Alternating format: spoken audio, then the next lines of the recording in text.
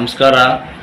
ಕೋಲಾರ ಲೋಕಸಭೆ ಚುನಾವಣೆ ದಿನಾಂಕ 26/4/2024 ಶುಕ್ರವಾರ ನಡೆಯಲಿರುವ ಲೋಕಸಭೆ ಚುನಾವಣೆಯಲ್ಲಿ ಕೋಲಾರ ಲೋಕಸಭೆ ಮೀಸಲು ಕ್ಷೇತ್ರ NDA ಅಭ್ಯರ್ಥಿ ಮೈತ್ರಿಕೂಟ ಬೆಂಬಲದೊಂದಿಗೆ JDS ಮತ್ತು BJP ಅಭ್ಯರ್ಥಿಯಾಗಿದ್ದು ಎಂ ಮಲ್ಲೇಶ್ ಬಾಬು ಅವರ ಕ್ರಮ ಸಂಖ್ಯೆ 2 ಸೀರಿಯಲ್ ನಂಬರ್ 2 ಮತ್ತು ಇದೇ ಕೋಲಾರ ಲೋಕಸಭೆ ಕ್ಷೇತ್ರಕ್ಕೆ 8 ವಿಧಾನಸಭೆ ಕ್ಷೇತ್ರಗಳು ಹೊಂದಿದ್ದು ಅದರಲ್ಲಿ ಸ್ಥಳೀಯರಾದ ಬಂಗಾರಪೇಟೆ ಸ್ಥಳೀಯರಾದ ಮಲ್ಲೇಶ್ ಬಾಬು ಅವರ ಎಲ್ಲ 8 ತಾಲೂಕುಗಳಲ್ಲಿ ಕಿರುಪರಿಚಯ ಆಗಿರ್ತಾರೆ.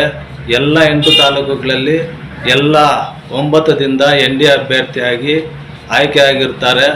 BJP JDS ಎಲ್ಲ 9 ದಿಂದ ಕ್ಯಾಂಡಿಡೇಟ್ ಆಗಿರ್ತಾರೆ.